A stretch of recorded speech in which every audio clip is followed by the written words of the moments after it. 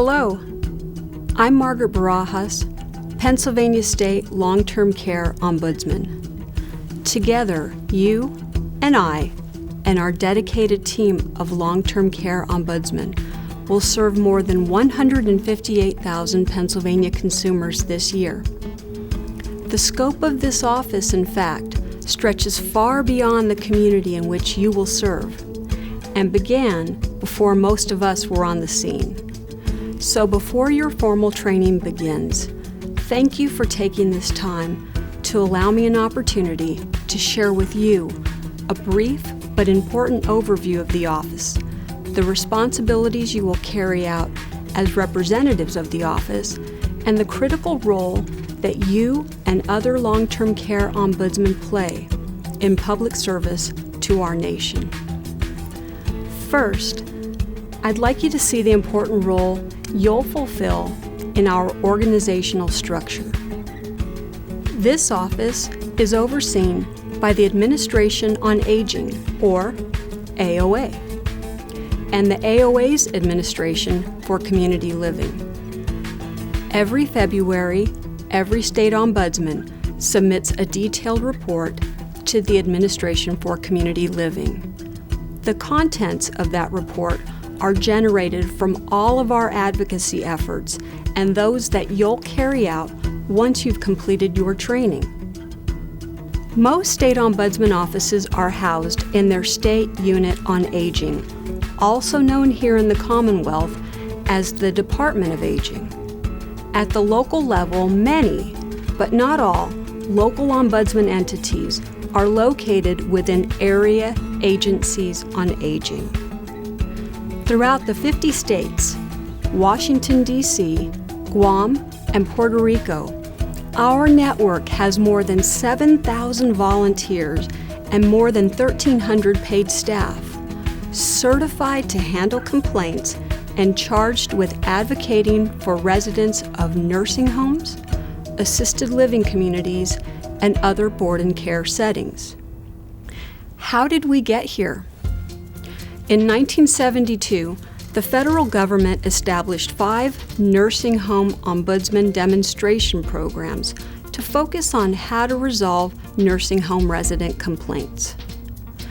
Those demonstration programs were so successful that 6 years later, in 1978, more than 40 years ago, the Older Americans Act was amended to require all states to establish an ombudsman program.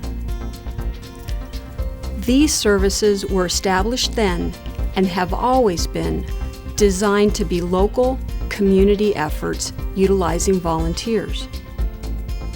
In 1981, our duties expanded to include board and care homes, and our titles changed from nursing home ombudsman to long-term care ombudsman.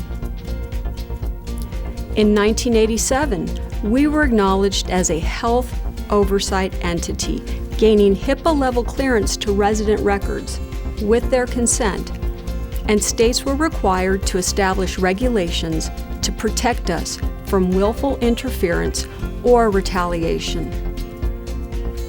But it was in 2016 that our coming of age occurred, when federal regulations were promulgated, detailing requirements for the structure, the processes, and the protocols by which we carry out our important advocacy efforts. Welcome to that restructured and redesigned Pennsylvania Office of the Long-Term Care Ombudsman. Today, we are more prepared than ever to respond to consumer requests in a timely, appropriate, and confidential manner, meeting the needs of an ever more diverse consumer group. Next, let's talk for a moment about who we are. There are 5 general ways in which we offer individual or direct advocacy. Above all, a long-term care ombudsman is a resident advocate. As such, an ombudsman advocates for quality of care and quality of life for residents in long-term care settings. We investigate and resolve complaints made by or on behalf of residents. We provide information to residents and their loved ones about long-term care services. And we provide technical support for the development of resident and family councils. But there are also other ways in which we affect change at a higher level. That is what we call systems advocacy. We advocate for systems and policy changes to improve all residents' quality of life and care. We represent resident interests before governmental agencies, policymakers, and lawmakers. We seek legal, administrative, and other remedies to protect our consumers. And we empower residents to obtain leadership roles in outside organizations, panels, and boards like Consumer Voice, which you'll learn more about in later modules. But to engage in all of those efforts effectively, we must first ensure residents have regular and timely access to an advocate like you. I know that what I've just described sounds like a tall order, but keep in mind that the Older Americans Act gives us the authority and the latitude to be responsive to a consumer's needs, whatever those needs may be.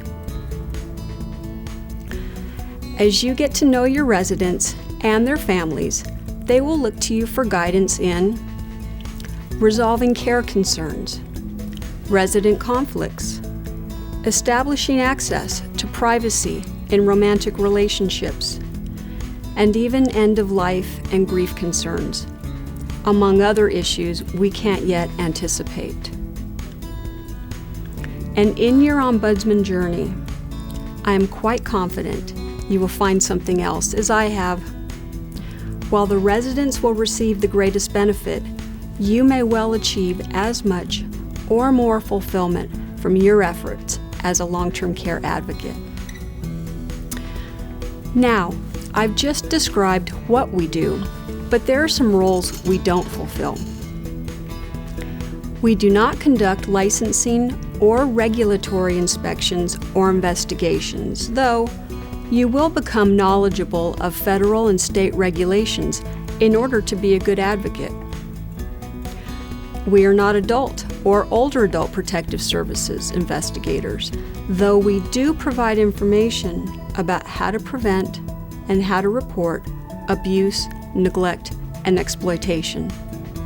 And we are not direct care providers, but we are a resource for staff training.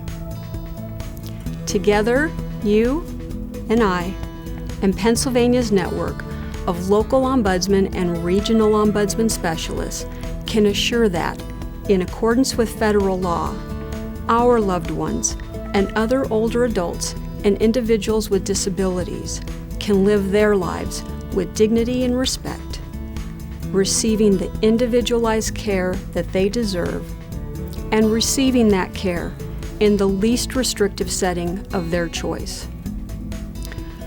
Our work today will have a lasting impact on generations to come.